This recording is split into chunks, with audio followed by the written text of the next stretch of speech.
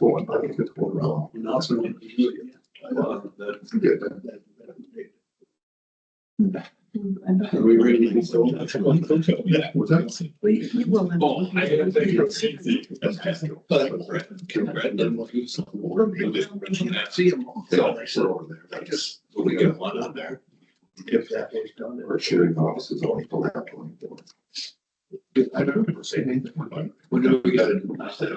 Make a conference room, you know, that's easier. Oh, yeah. So we didn't get that being station idea. We don't check out. I think not. I know how bad. All, we're doing all of it, right? Engaged at the city level, awesome topics that matter to me. We got a lot of people work they do, so those are like administration. I think it- So it's working. A good idea. I'm guessing with Bowser, you'd actually get paid to do it. Just something like that. They said there is a small. But There is. shared some pretty good quarters. I get mileage. Yeah. Insurance, because that's kind of. Oh, I bet you have, that's right. That's 9 months, how many days? I had the how many hours? right. Okay. Well- I'm sure it's for the small my own space. Over there. It's a good thing. Do we have a new password? She tells everybody, like the husband, like. Yeah, I did my new password, it accepted it, and then when I type it in, it doesn't let me. That's been there for you. That's pretty good. Yes, Nice. Had to put a whole new password in my phone and everything. They, I had to get Chris a paper copy. yes.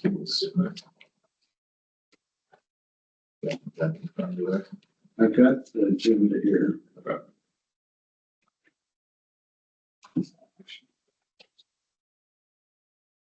All this space.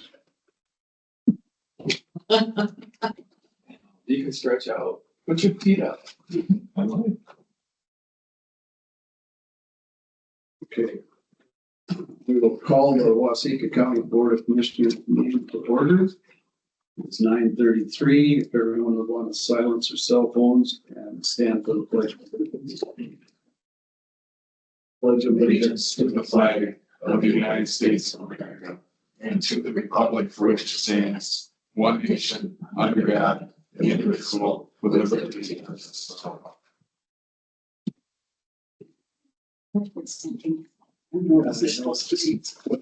Yeah. Seen that, but There. thank you. Okay, we will start our meeting off with public comment. Is there anyone here for public comment? Comment? Okay, looks like we're good there. So we'll move on to approval of agenda.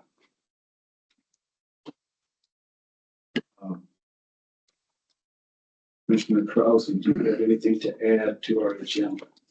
I do not, Mr. Chair. Commissioner Mulder, Nothing from me, Mr. Chair. Commissioner Hargit, No, sir, Mr. Chair. Commissioner Miller, No, sir, Mr. Chair. administration. No, sir.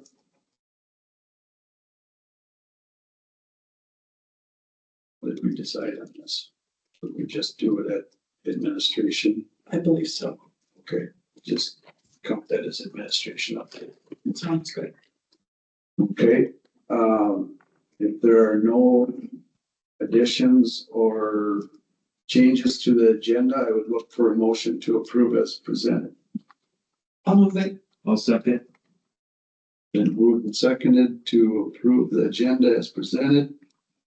All in favor, say aye. Aye. All opposed, same sign. Motion carries.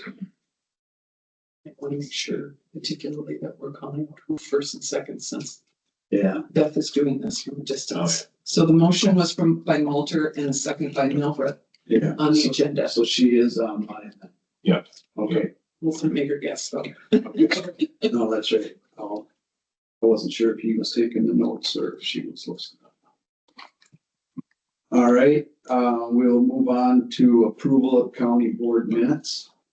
We have special meeting minutes from September 30th. We have commissioner meeting minutes from October 7th and commissioner meeting minutes from October 21st. Does anybody have any questions on them or had a chance to look at them? If it looks good, I'll look for a motion to approve. Dobrat makes a motion. Seconded by Rousey. All right, we're gonna make sure she doesn't miss that. We love you, Ben. All right, there's been a motion and a second to approve the county board minutes as a slate. Is there any other discussion? If not, all in favor say aye. Aye. All opposed, same sign. Motion carries. Consent agenda. We have the approval of bills, fund transfer, local option sales tax, fund transfer to highway equipment, fund transfer, county park upgrades, electronic transfers for October and electronic transfers to November. Is there any discussion on that? I'd like to ask just one question for transparency here. When the local option sales tax gets deposited, it gets deposited into that revenue account. Correct. And then from that revenue account, we transfer it into An assigned account. an assigned account, but then from the assigned account, then it goes, I suppose from there it can go, That is 90% of the time it's gonna go to construction account. 100% of the time. Yeah, so why is there that second step? Why doesn't it I go? don't believe Tammy's office will let me spend it out of a revenue account, so it has to move into that assigned account first before it can be transferred in to cover our construction expenses. Because that's the process. It's like me. It's mainly because the Fund 25 is never gonna go away. If you leave it in the general fund, well, highway's different, but you can't spend out of revenue. You have to spend it out of an expenditure account, so it's not gonna be the same account he's spending out of. It makes sense today. So, Mr. Chair, it's similar to what you see in this county parks upgrade. Historic, so those are like camping revenues. Yeah. And we made the decision years ago that camping revenues would go into an assigned account specifically for capital improvement type projects, park upgrades. The conduit for that, there needs to be a conduit, I should say, for that. We can't just take the money and throw it in an assigned account. From like your normal accounting nomenclature standpoint, you have your profit and loss and your balance sheet. The profit and loss is that conduit. It's the reflection of the actual activities that happen throughout the year that then pushes it over to the balance sheet or your statement, your chart of accounts. So there has to be something in our normal year's transactionary data that reflects that, regardless of where the end point is. And that same thing then has to happen in reverse. If we have something sitting over here, we have to bring it back into the year's operating budget before we choose to actually expend it or account for those revenue dollars. So when the money is in the revenue account, it's not reflected on really the budgetary items until it gets into that assigned account. Then it's considered income to the county. No, well, kind of. It could still be considered income In revenue. in the revenue account unless we're like transposing terms. When I say assigned fund, I'm talking about Fund 25. James talking about, there's an assigned fund that's Fund 13. You're 13, right? As well. So not to add further confusion, but it's just like, here's the list chart of accounts that are actually affecting the year that we're operating in. Here's the chart of accounts that are not. So to get from here to here, we have to go through the year that it transpired in so that we can see that reflection in our audit cycle instead of just, otherwise there would be really no record of that revenue being written or occurring. So that's. It just seems like there's an unnecessary step there, but there's an extra step, not an unnecessary one. It is a necessary one to get from point A to C. We have to have B in the middle there. Just truly, it, to your point, it is an extra step. We wouldn't have to do it, but if we didn't do it, then we wouldn't be able to see that activity within the current operating year, which we want to be able to do from an audit standpoint.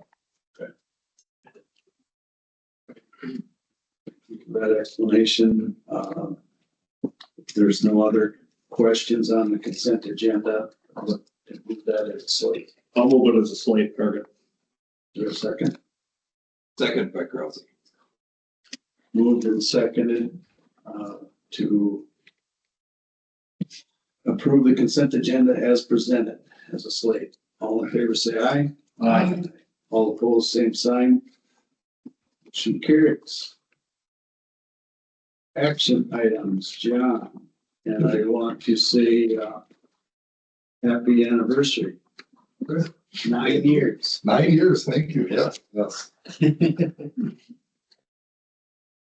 That's an interesting question, Chair Christopherson, on the financial piece too. I got a friend who's up in the city, it's like finance for city up there, and we just had that conversation on, in college, it's interesting, he goes, at least when I was in school many years ago, they didn't have a class on government auditing for financing, which is different, which is what it sounds like you kind of explained right here, is that how the auditing piece works. So we were actually a couple of days ago, we we're just having that conversation on how to different than other accounting. Yeah. So, well, thank you. Yeah. So I'm here. This is really good news. If Chair Christopherson and Commissioner Malter remember, at the Labor Committee, we had a fairly lengthy conversation on this. Our DWI court position, which is Daniel Frank, is funded through the Minnesota Department of Public Safety's Office of Justice Program Community Justice Reinvestment Grant. And we were supposed to get just a non-competitive renewal for the next 2 years. They told us at that time that they were going to go back to the competitive avenue to it. Interesting enough, within the last month, they came to us and said, we're just going to change that. And we are just going to amend your contract for 1 year. We didn't have to rewrite a grant. They just amended the contract, awarded us the additional money for the next year. That does save our county budget for calendar year 26. We had budgeted $44,590 for that position. The remaining portion of it would have been funded through Steele County. We received the grant. So with that, we did ask Melissa and Michael to remove that from our budget, so it helps the levy. We were able to grab that before the levy piece went out. We are asking approval and signature of the amended contract from the Minnesota Department of Public Safety Office of Justice Programs Community Reinvestment Grant contract agreement. The total amount for the 1 year is $103,248. Sorry about that. That's a little bit more than we normally receive. Interesting enough, we usually receive a little under $100,000. So they did give us a little bit more, which will be helpful as salaries increase, the cost for drug testing increase. That little bit extra will help us out. We will likely have to then apply for a competitive grant at the end of next calendar year again, but this was good news. So we do respectfully request approval and signature of the amended grant. Okay. Is there a motion to do so? There is motion by Malter. Is there a second? Second by Krause. It's been moved and seconded to approve or accept this grant extension of $103,744.54. Discussion. Jonathan, is that the $103,744.54? So that's with the $44,590 in it? No, so that 44, that savings was, we had to write within our budget for the county budget dollars for calendar year 2026, because we did not know if we'd receive the grant. At the time, they told us they'd go back to a competitive grant approval process, which means we'd write the grant, and we'd be within the pool, and we would hope that we'd receive it again. We've received this grant since 2016, if I remember right, 2017. As long as I've been here, we've received the grant, so about 10 years. What we did is ask the two counties to support that position. That 44,590 would have been a county funded position then. We would have, been about a 0.4 FTE here. The 0.6 FTE would have been with Steele County would have funded the remaining amount. So the savings was the county levy dollars that we pulled off of it. So the total grant amount is the 309,744.54. That retros us back to 2 years ago. They just amended our grant, gave us 1 more year of funding, and the extra funding we received was the 103,248. So that fully funds that position that will, which is why we removed the 44,590 from our calendar year grant, because we're a budget within community corrections, because we would not need that levy dollars. So where am I missing the 103,248? That's what was left over? No, so the total grant agreement now after that is the 309,744.54. Prior to that, if we subtract the 103, 248, that would equate to the remaining amount at that point. Last year, we Okay. were approving 206. Yes. And, 300. and this year they just added another 103. Correct. Yep. Thank you. And there's, some of that savings is to Steele County, right? Correct. That is So correct. Yep. 56,000 or relative, close to that. Yep. Or a little more than that is the savings to Steele County. That is correct. Yep. So Steele County did approve the remaining amount for that position if we did not receive the grant as well. So that remaining 56,000 roughly Yeah. was approved on their end as well. So both counties did see that levy savings or that budget savings, correct? So do you have any foresight going in that this will continue to happen? You know, we're set up pretty good in this grant position. Like we've said, we've received it since they've had the grant, and since the inception of the grant, which was back in 2016. Typically, the process is a 2-year competitive. So we receive it for 2 years. Then we receive a 2-year non-competitive, meaning those that receive the grant can apply for a non-competitive, and they I don't want to say automatically get it, but you do because you're not competing against other grantees. And then we go back to that same process. We should have received the 2-year non-competitive, but they kind of changed the process this year because they had some new staff there. I think with the way the budgets were, they just they took a look at the process change. I don't know if they're going to go back to the 2 years competitive, 2 years not. All what we were told is they will amend this year's contract, not require us to submit a grant. It'll be non-competitive, just amendment of the grant. And then likely next year we would submit a grant and it would be competitive again. We do believe we're in a good place to receive this grant. The way the grant's written, a drug or DWI court position fits right within the grant process, approval process. We do believe that we're in a good place with that position, and it's a needed position. So we do believe so. Corrections funding will be on our list of legislative priorities again as well. That's something our delegates will hear tomorrow. That we got some good wins over the last couple of years, but then maybe a little bit of pullback. So we want to make sure that when the state continues to face budgetary pressures, that they will the next biennium, that is something that is targeted for savings.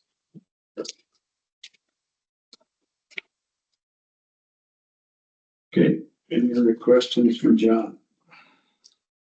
Otherwise, I would look for, we've already got a motion, right? Yes. Yes. And a second. For the vote. All in favor of approval of the grant extension, say aye. Aye. All opposed, same sign.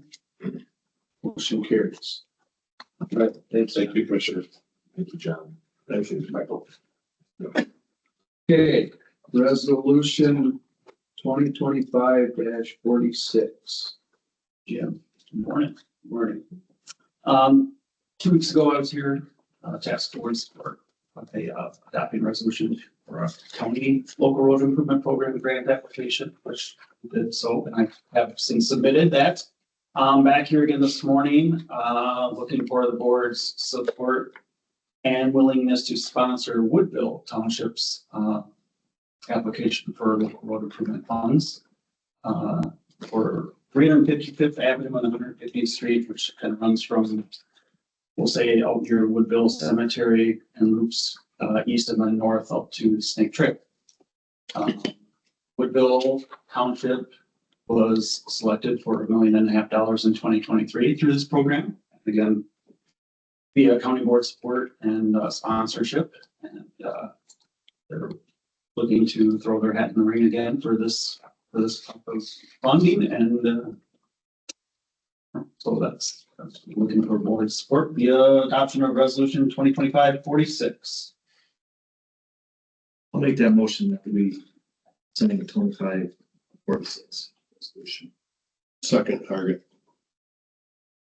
Been moved by Commissioner Middlebrooks, second by Commissioner Hargit to adopt resolution 2025-46.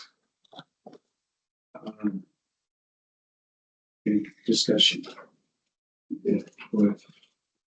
Thanks, Jim, for doing this again. I know we have time in this. Yeah, the township board, the county board did receive money the last time that approved the road that goes out to the Highlands and ultimately to County 5. Woodville Town Board wasn't real wild on resubmitting again or submitting another one again. But we, you know, as Jim and I talked with the supervisors, it's like, if you don't ask, you're not going to receive it. So let's just try it. They're expressing their minds on how to write this paperwork. Right. You know, So, but was some of it, because they obviously have some expense in this too. They have the engineering yes, and some of that. So the township does have, they have some expense in it, right? Jim was the fiscal host at the county for these projects. was that some of their reservation? I mean, are they able to handle that part of the obligation if it does come to fruition? I just don't think they wanted to pursue another one at this time. Okay, And the road is in need of repair. that was gonna be my other question. So it is, They would have had that money in patching it if they get this, you know, if they were to receive this grant, then they have it in engineering. So sure, the expense is gonna be Yeah. there. And this would be a rebuild or just a surface? The way I've kind of been approaching it, just is not a complete reconstruct like the Highlands Road, but more of a pavement reconditioning, we'll call it, but to get it to a 10-ton design at least, but really not widening, most significantly. The road was graded in 95 and then paved in 96. Maintenance is the only thing that's been done to it in the past 30 years. 30 years old. Yeah. So it is the 155th is the cutoff road from Old 14 over to the high, the Snake Trail, to keep everybody from going all the way down to Clear Lake Drive. Yeah, there's a map in your packet. Yeah. Yeah, it's 150th Street. 150th. Yep. Yeah. That comes out on. Has there been traffic studies? The last one was 95. We just used some, like a 2% growth rate and just kind of considering the rural development that has happened out there. Put an estimate together. And that's what's in the application right now. 360 cars a day. Okay. Well, I think it's a good idea to apply, even if you don't get it, it gets your name on the list. And Right. hopefully it'll migrate toward the top, even if it's a couple of years down the road. Yep, in 2023, there was $103 million available, and this year there's $47 million available. But $5 million is for townships specifically, at least $5 million. So, you know, we put a good application together, and we have history of being able to successfully deliver a program using these funds. Hopefully that goes a long ways. We're successful again. Sure. Okay. with a delegate tomorrow that has an active voice on that transportation committee. So something to mention.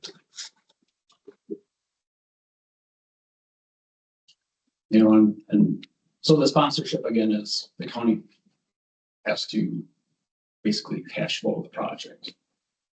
We'll award a contract, or the board would award a contract to a contractor, and then we administer all the payments through, you know, public works or highways, and they get reimbursed by the state, just how the highways road plan. We make a payment, we submit an request for reimbursement, the money's there in a couple of days, I'm sure. Is that right? Okay.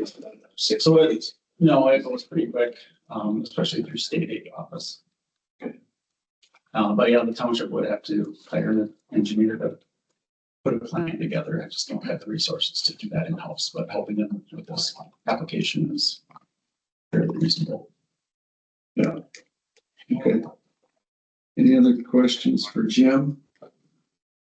Otherwise, I will call the question. All in favor of resolution 2025-46, say aye. Aye. All opposed, same sign. Motion carries. Thank you. Jim?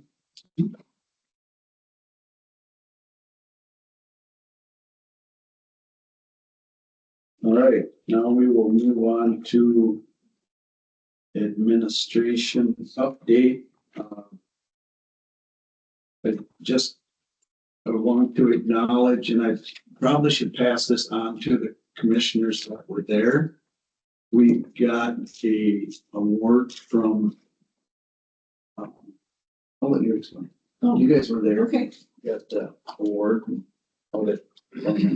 well, we got the award. Okay, the board got it. The local chapter of the Waseca County 4-H awarded the Board of Commissioners their Distinguished Service Award for 2025 in thanks of our support of the 4-H program and our willingness to look at giving them additional help so they can do more work. And they expressed deep gratitude and thankfulness for the folks that are the members of the board that are on the extension committee and those of us that are making decisions, budgetary decisions that help support the work that involves so many of you. So here's a very nice plaque, and here's the program, and can hand it down so I can take a look at it, and I don't know where we want to put it up. You know, I know we had extensive conversations over the budget of extension and this, and always trying to be cognizant of where we're spending the money, but I think the board knows that investment in the youth is probably the right spot. So and I think we have a good position there, good leadership and growing the program. So I met with Kelly Tomford, just updates yesterday for half an hour, so seeing how that role's going, and Amy recently did a presentation at the Team Academy charter school in town as well too, and that resulted in about 20 applications for 4-H as well. So we're seeing more and more city kids take interest in the programs as well too, which is exciting in that particular growth area, not just rural kids that have some farm presence and exposure, but kids that otherwise wouldn't maybe have that opportunity or get that level of involvement and exposure to agricultural practices as well. So it's continues to be a very heavily utilized program in our county, and we're only seeing more and more growth as a result of the work being done. yeah, I think that's great. I think that's probably where the focus probably should be, because a lot of those kids, It's upstream. they don't have the rural exposure is what needs that rural exposure. Just because there isn't the jobs and the activities for those kids as much. I would also mention that that our extension program and our 4-Hers have been involved at our farmers market and with our hot club, where kids who come to the farmers market can get a voucher to buy fresh produce or fresh items at our farmers market. And now the farmers market is also open at Farm America every other week. Saturdays, the 22nd of November is the next time that they will be out at Farm America. I went out on their opening day on the 8th, and it was great. Oof, delicious baked goods and all kinds of other things. But our 4-Hers are involved out there as well, making sure that Power Produce program goes the way it needs to in the summer. And so that helps our producers as well, particularly our small producers and our produce producers. That's part of the economic engine that happens when we invest in our youth. Is it goes out and turns over at the farmers market and with our pot program and with our producers that produce things for the farmers market. So 4-H is in everything, it seems like these days. Showing up all over them. So good. Okay, with that, we'll move on to administration update. Michael? Thanks, Mr. Chair. Thanks for leaving me a whole hour as well. Exciting for me, not for you. Plan, if you could, for a budget work session before your next regular board meeting, December 2nd. We'll plan for 8 a.m. starts. I just would like to give a recap of what's occurred over the last couple of months, which honestly isn't a lot, but there's been several adjustments that have just occurred through the normal occurrence of that review process and fine-tuning process, like you just heard with John's presentation this morning, obviously. So just a quick gut check going into your December 16th meeting, where the annual budget meeting. As a reminder, that's an evening meeting, so don't show up in the morning for that. It'll be somewhat of a tight schedule with Mid-Prairie. The Prairie did get moved up to 2, I believe, right? Oh, we're also meeting in. But it is in Dodge. So we'll be flexible. Our main agenda will not be large, of course. The budget meeting will be the primary element of what needs to happen there and approval of the final levy. I don't anticipate changing that recommendation that you had in your preliminary. So just kind of playing my hand there. So if you're wondering what that's going to look like, it's going to look a lot like the preliminary did. Granted, we will have shifted around several things within the minutiae of information that we can chat through and go over as well. Primarily, that would be because, as you recall, in the more robust presentation I did at the preliminary approval, there was a large amount of reserve dollars that were already being allocated.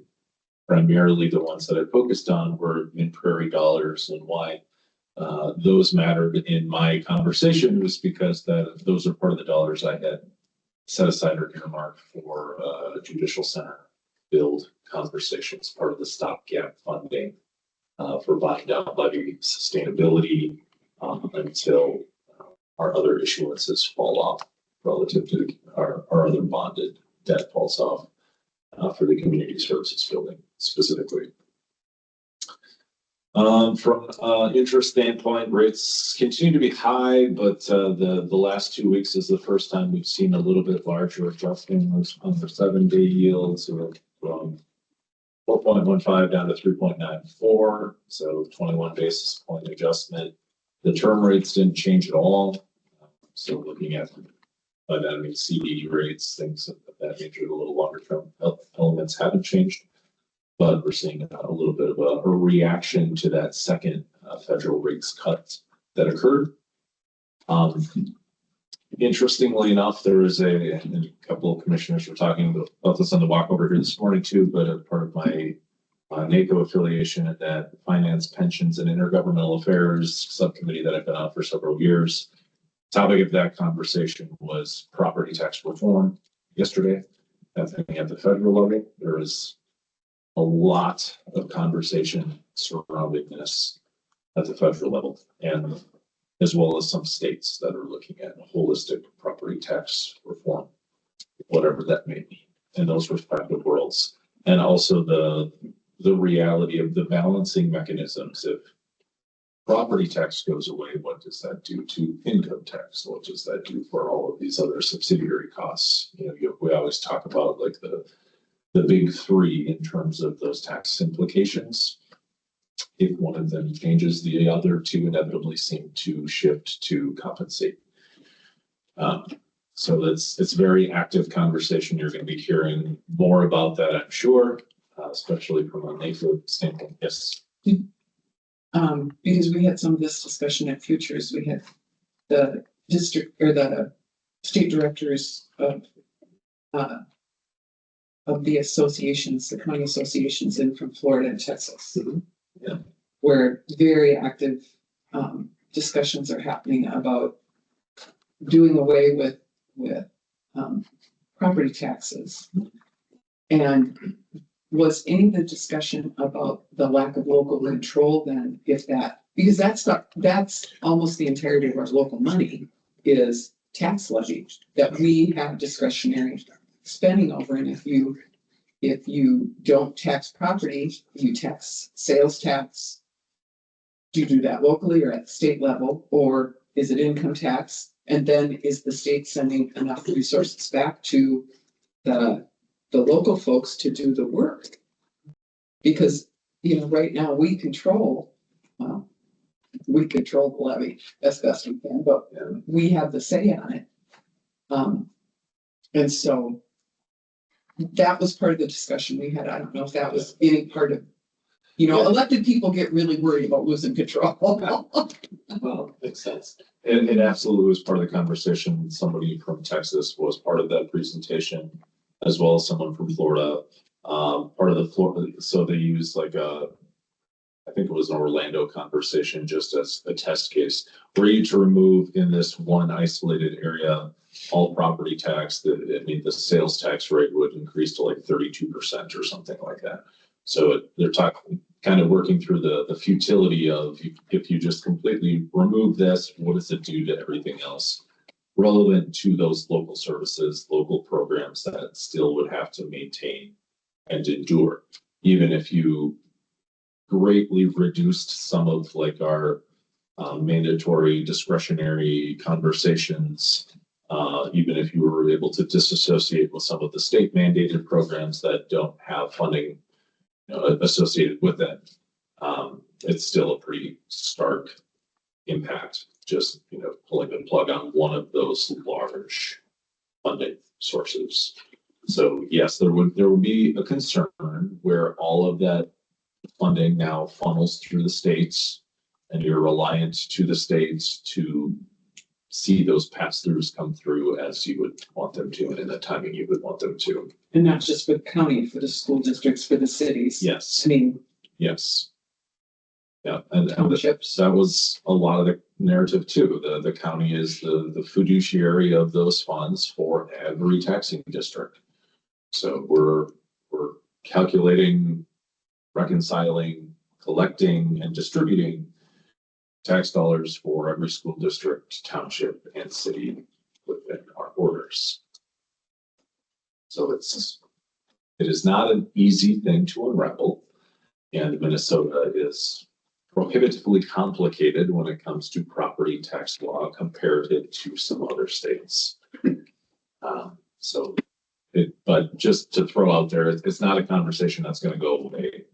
It's getting a lot of momentum, and it's going to be something you continue to hear more and more about. And eventually we'll see some of that pressure on the state side of things as well too. So all that said, plan for budget work session, please. And again, if you want to see something in particular, and I guess I'll just pose that question right now. If there's something on your mind that, hey, I really want to go over this December 2nd before we get to our final levy certification, love to know what that is prior to December 2nd. So it could be a little bit more of an intelligent conversation, at least for my end. So, at today, from preliminary, the budget overall has been positive. Yes, so we've cut about $127,000 from preliminary to today in costs.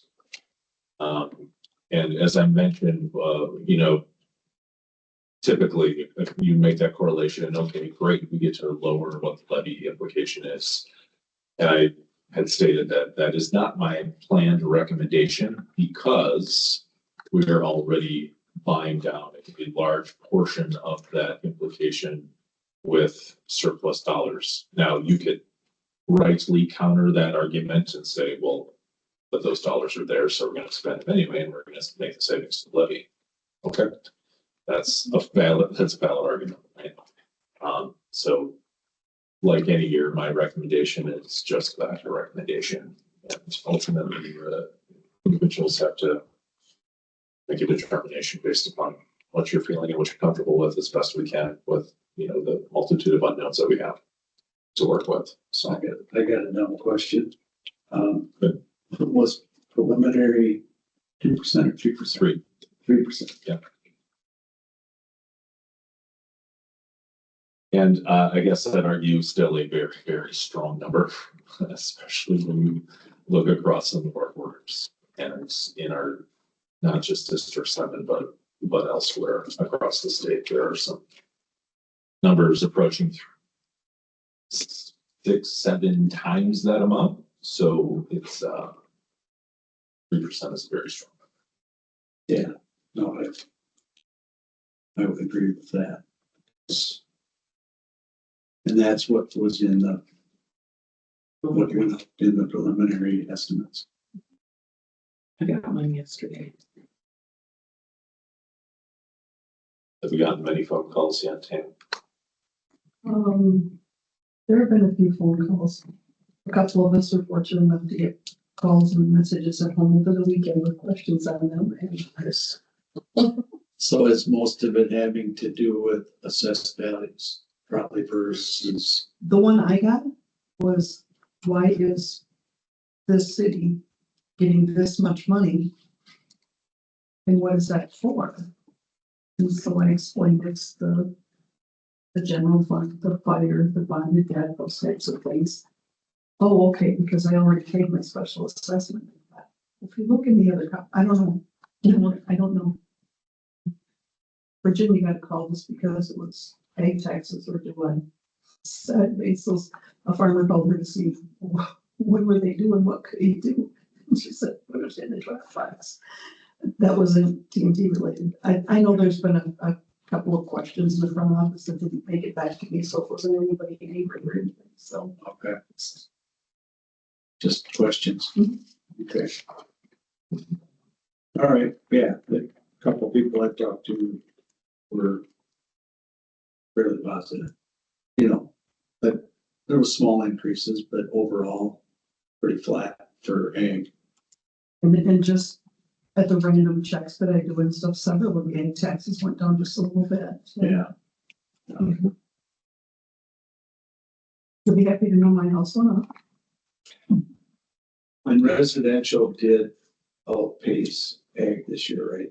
Okay. By about 5%. Yeah. I don't know what the full median is across the county off the top of my head, but answering the question, yes, that Yeah, is so they'll for take sure what happened. a little smaller bite of that 3% levy increase. Janesville's preliminary was quite high, yeah. Okay, So hopefully that'll come down soon. we'll see. Okay, what else you got, Michael? Oh, what do you want to talk about? I wanna just, well, quick reminder, we have our legislative luncheon tomorrow. We have all of our delegates confirmed. I have notes out to federal staffers as well. If they are able to attend, great. If not, that's okay. We have our locals here as well too. So 3 reps and 2 senators.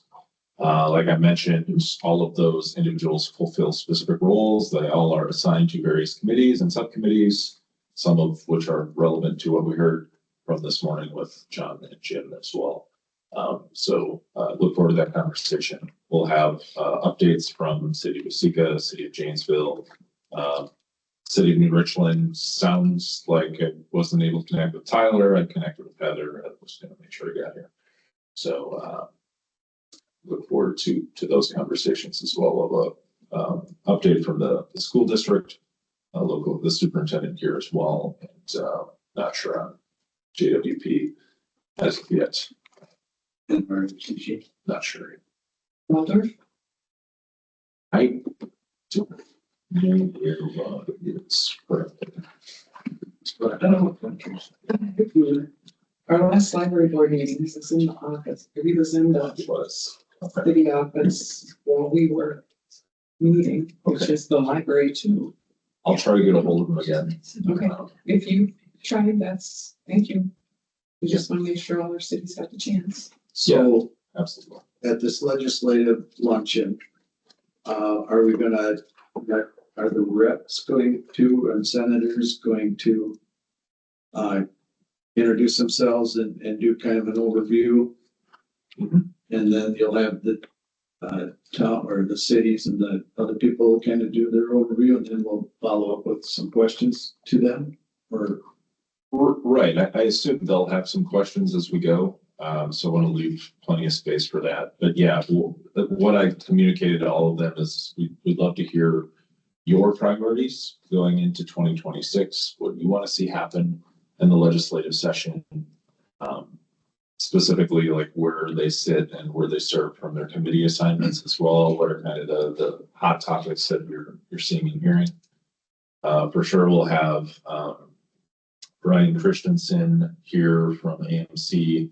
Emily Murray is still hoping to be here as well too. There's like 4 counties doing legislative things tomorrow apparently, so they're going all over the place. But and Brian and Chris Howard will chat a little bit about current 103G implications. A lot of conversation happening there right now that would very dramatically impact how we do drainage in the state. So a lot to unpack there too. So maybe a little longer conversation space there, as that's of course Brian Martinson's world as well from AMC. Do we have any, I'm just thinking on the human services side, I know AMC has been encouraging counties as they meet with their representation to make sure that if they can, that they talk about the human services, particularly the very inadequate infrastructure, data infrastructure around that is state infrastructure that counties must use, and how dated and ineffective it is. I know lots of counties have been doing actual demonstrations. We're kind of unique in that we don't do that within our own county entirely. I don't know. I think it behooves us to at least have some discussion about that, because I know it's going to be a push from AMC, and I know it adds greatly to our costs in Waseca County because those systems are so. Yeah, we'll definitely have someone from Mid Prairie that can talk to that extent. I don't know if it'll be Terry or not. Okay. We'll have someone from Mid Prairie. Awesome. But that's definitely something to talk about. Yes, Michael, tomorrow, will you have like an outline as to what you want like us to discuss with the legislators?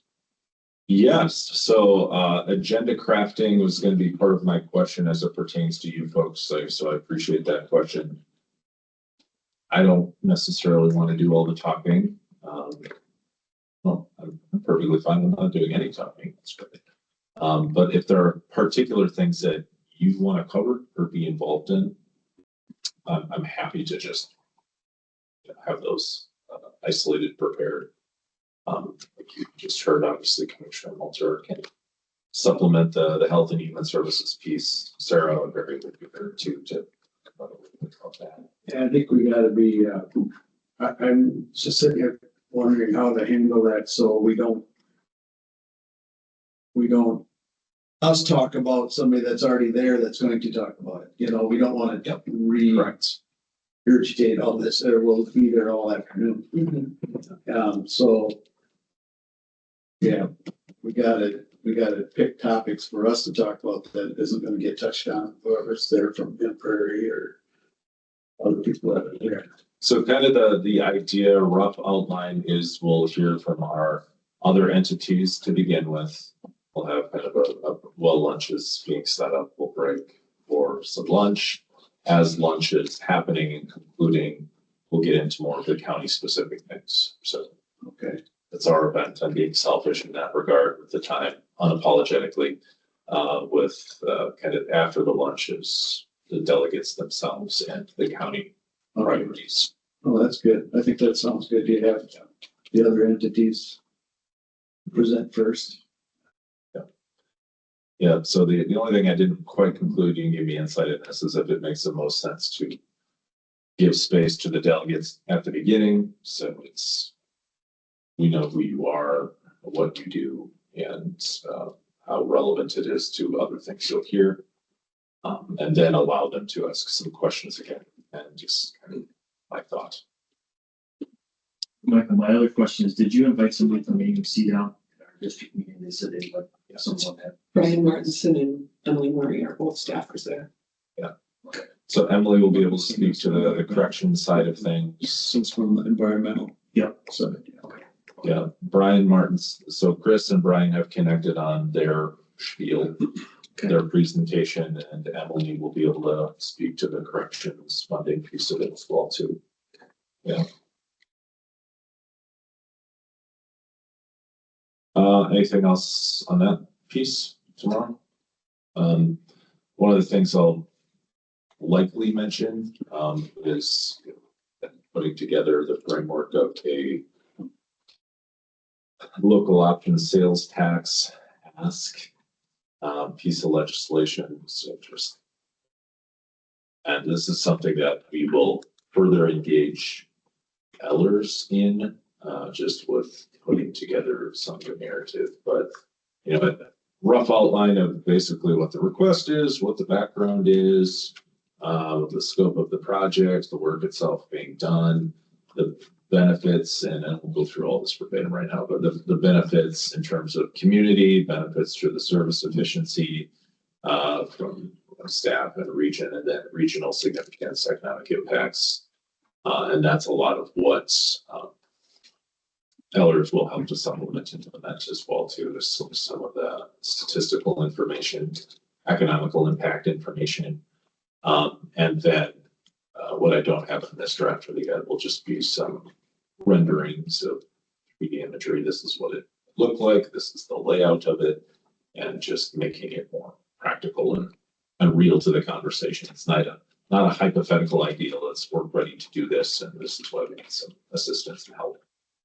So a lot in there, but yeah, here's some of the attachments that will be part of that.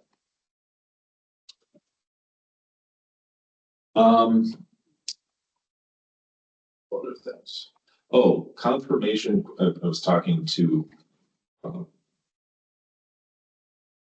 that I'm trying to plug on for the annual conference. Retreat. Thank you. Anyone not this, so long story short, all the rooms ended up in my name. So they emailed me and asked why I wanted like 7 rooms. I don't think I do, but just confirming, is anyone not planning on being part of that annual conference for AMC? and what,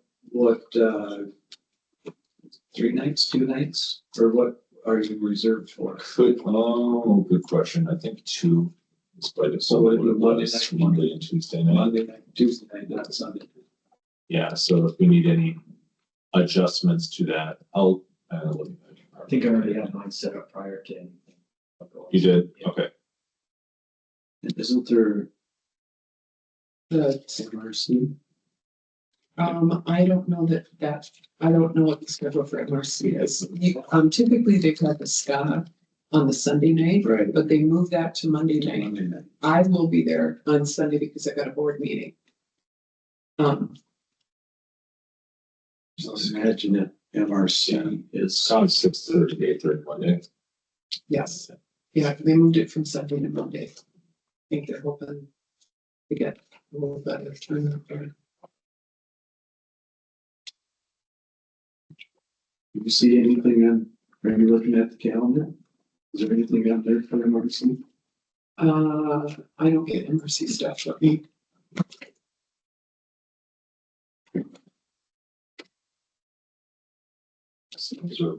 So Commissioner Alter, have you done a reservation separately? I worked with Beth. You did, okay. Yes. And you had your own, I thought, okay. So I will assume there's 4 others needed, at least in the list, is there, that's what they're asking, is they just want individual names, so Okay, I suspect that mine is one of yours because Beth took care of it. that makes sense, yeah. And Beth was working on it, and figuring it all out, so probably already has that done. Okay, that's helpful, thanks. And building committee was gonna get together today to touch base. Some of the takeaways from Friday as AP tries to get to a cogent estimate as well, construction estimates, well, schematic design estimate, building. Looking where they need to make some cuts based upon their original estimate and maybe just come up with a better estimate, sure.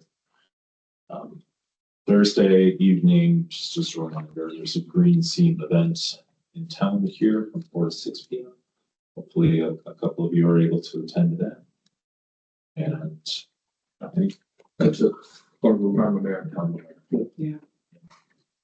oh yeah, I said in time. Thank you. Oh, that said, she updated all the rooms. Everyone has one, so never mind. I said she probably figured it out. Thank you, Beth. Anything else for me? I have a couple of questions for you. Cool. On our website for, let me get it to it. When it shows for our agendas and things, it has closed meetings for December 2nd, January and February as work sessions. Are these going to be closed sessions? Look what you're looking at.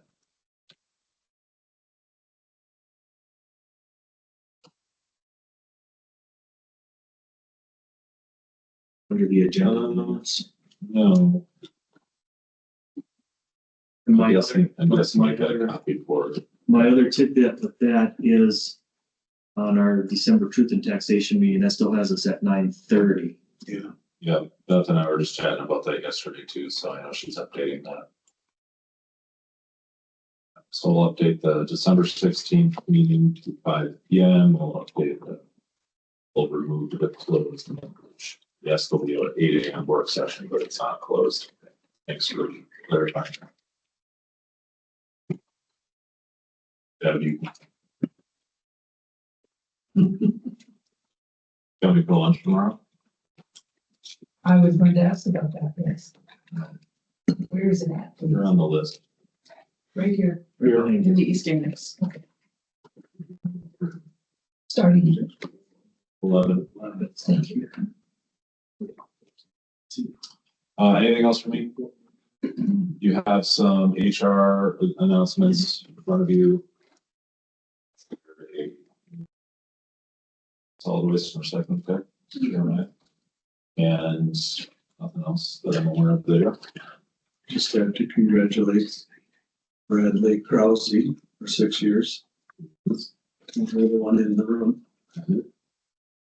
Thanks. Indeed.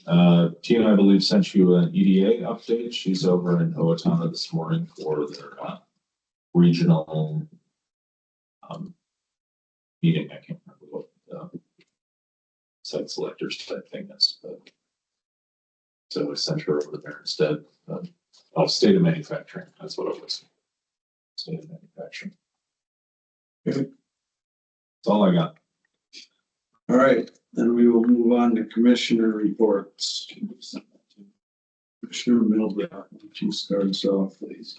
All right, we go back to the fourth. The fourth, we had our work session. Board meeting, had a township meeting. On the fifth, we met with legislators at Clear Lake with bonding. On the sixth, I had Waseca Area Foundation's awards that evening. On the eighth, I had commissioners, or a coffee with the commissioners. On the 9th, I had a lutefisk luncheon at North Lutheran Church. It was good, if you like that. On the 12th, I had a chamber event in the morning.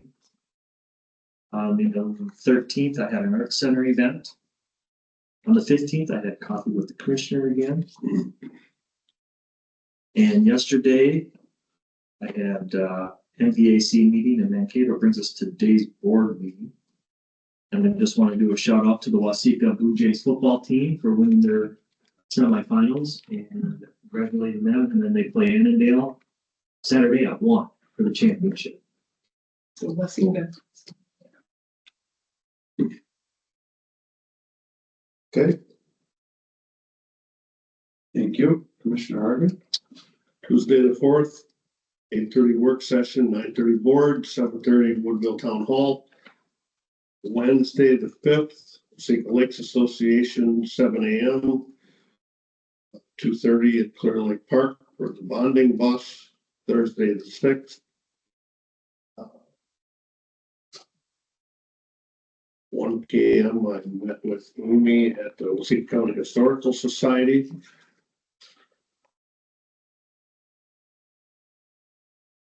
Wednesday the 12th, 8 a.m. Public Works meeting, 6 p.m. Waseca County Historical Society meeting. Friday the 14th, we had a 2:30 Teams meeting for building committee. And that brings us to today. What can I do on the 12th? Oh, yeah, the chamber breakfast. Yeah, I met Commissioner Milbrath for that. Okay, that's it. All right, thank you. Walter? The 4th, work session, board meeting. We all benefited from having some of our tech people over here helping us update our computers, plus their work. And then Janesville Township meeting that evening. On the 5th, I was on the NACO Health Services Committee leadership call, virtual meeting. On the 6th, spent a couple, 2.5 hours on the fall statewide data practice group for MDH. Friday the 7th, AMC had an update on the federal shutdown,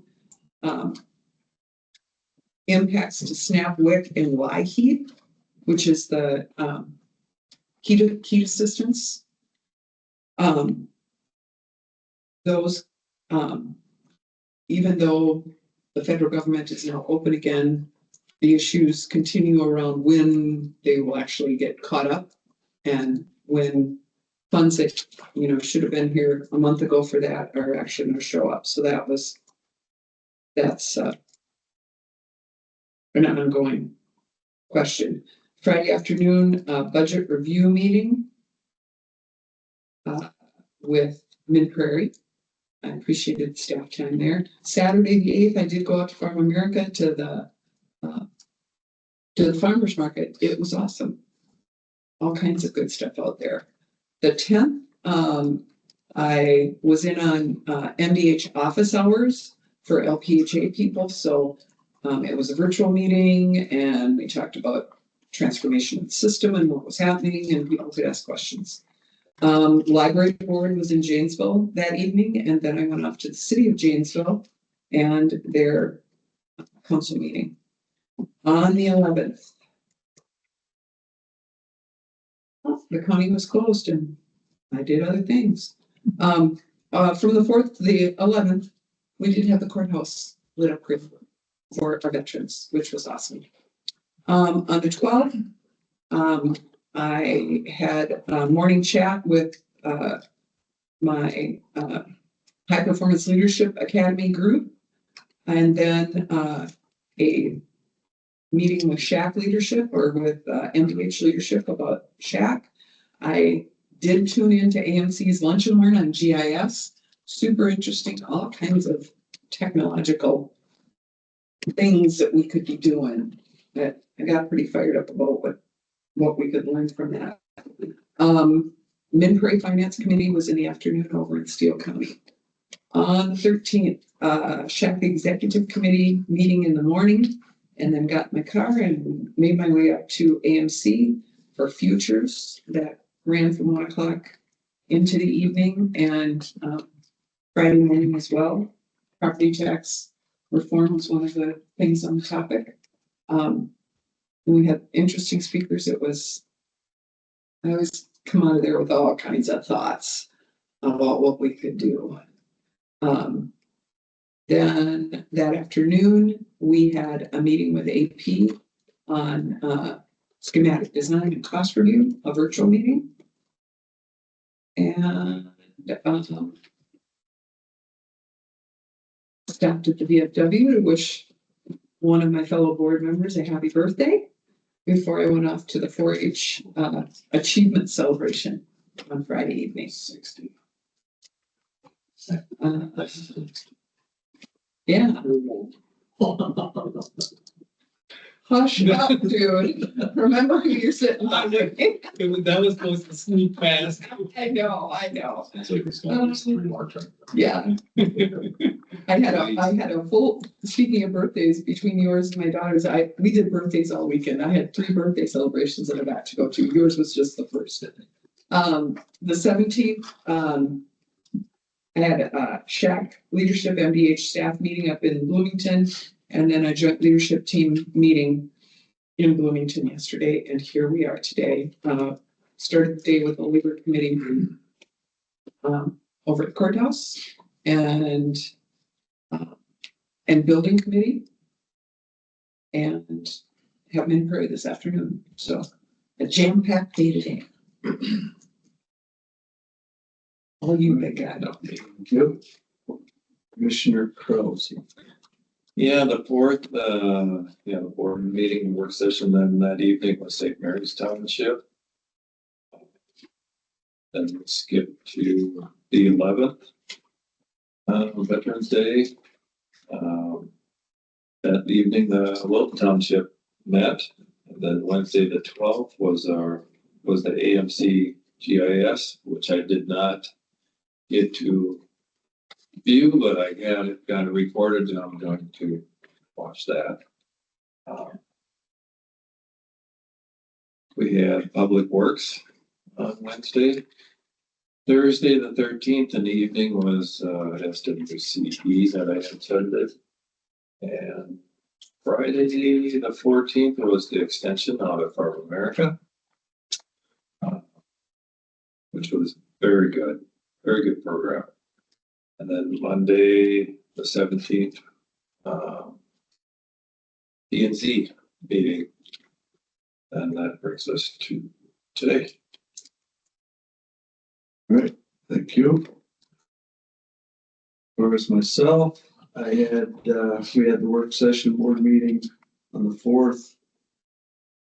I had South Country Health Alliance Compliance Committee meeting at 8 o'clock on the 6th, and then the Joint Powers Board meeting at 9 that day. News from Did that email from Leota go out to all of you guys?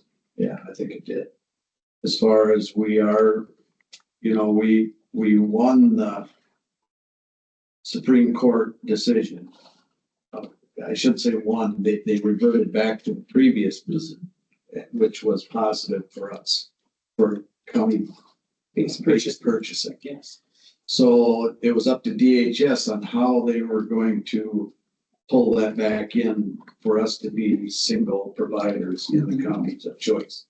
And their decision was to make it as of January 1. So everybody will be, that isn't part of county-based purchasing on PMAP, will be brought into South Country. Okay. So that's gonna add 6,400 members to our organization. Yeah, so it'll be, but from the sounds of it, it doesn't sound too bad. It's not like they're reapplying. They're just being switched or transferred over. Okay. So it's not a huge lift, but it definitely is positive for us once we get DHS caught up in some of these reimbursements on PMAP. Right now, it hasn't been very good, but it's getting there. Okay. They're getting caught up, which I think all you guys know it had a lot to do with that weight loss drug. And we have a couple of high claims in the works right now too that are, then they go into reinsurance. Oh, sure. So anyway, things are looking more positive, and then with this increase in membership will obviously help our administrative costs, bring that back down in line where we want to be. So positive news there. Yeah, so general education, PMAP, prepaid medical assistance program is anyone under the age of 65 that's on medical assistance. So the 6,400 is based upon their October enrollment numbers already. So like you said, those are real numbers of people that have already enrolled, so it should be a pretty seamless transition. And it's, there's a couple counties within South Country Health Alliance, like Brown County and Dodge County, that have always had two providers. Oh, okay. Yes. They haven't been single, and now they will go to single, according to what I understand. So that would be an addition over and above what we were doing. So anyway, we do have that legislative visit also on the 1st of December, and I believe all the commissioners were invited to that. You can attend. So a lot of that is education for our legislators on the karma and the whole county-based purchasing program.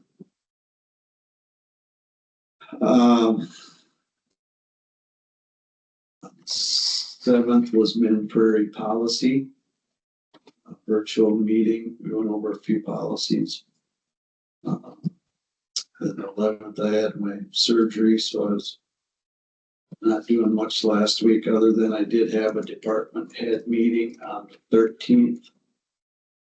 I sat in on that.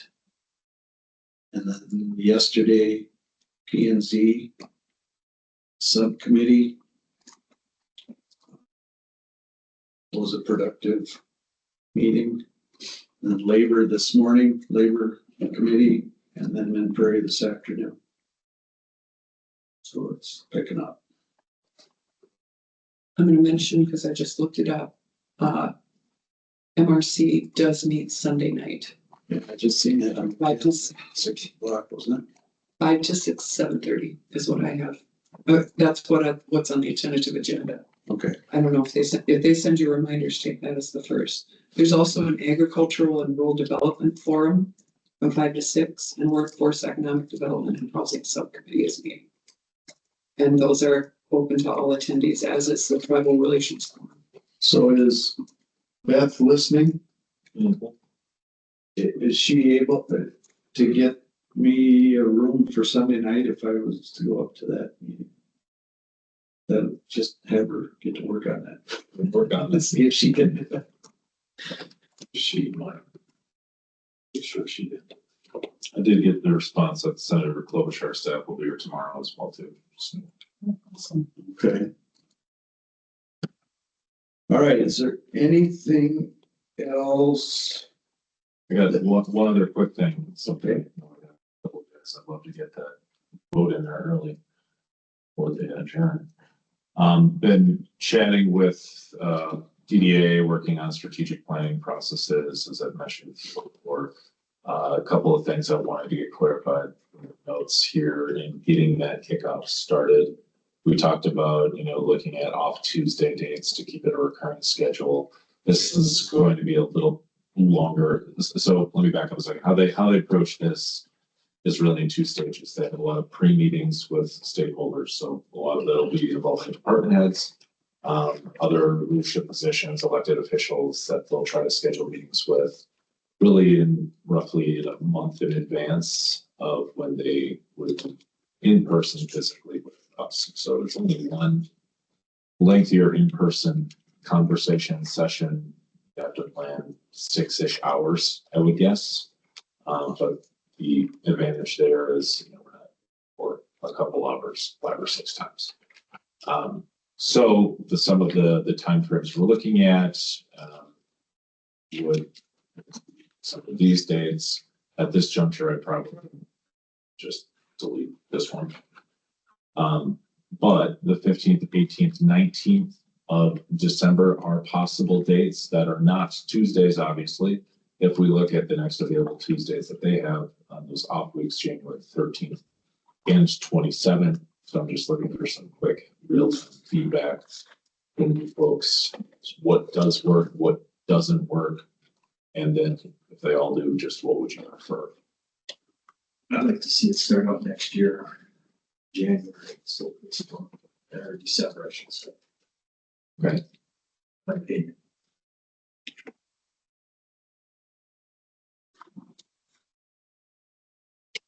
I can make any of those dates work. And I appreciate, because I know December's gonna get crazy busy and all that. But I'm also kind of anxious to get started, so Yeah, so take that as it, we'll have to. It would all work for me as well, I think, for the most part, so. and these are just the dates for when they're in person. So just, to clarify, if January 13th was the date, they're already going to be working on this in December with other folks, which is fine. So these are just the meetings when they're, here in person for the lengthier session. All of us.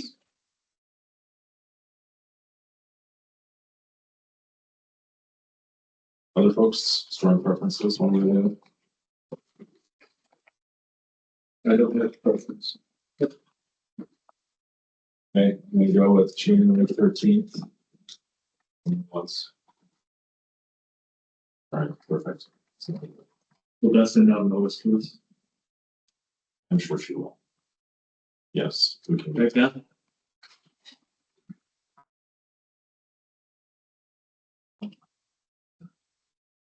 Up there somewhere. All right, thank you for that. That's the only other thing. Okay, if there's nothing else to come before the board, I would look for a motion to adjourn. So no motion. Is there a second? Rousey moved, Yes. second by Walter. All in favor, say aye. Hi. Aye. All opposed, motion carried.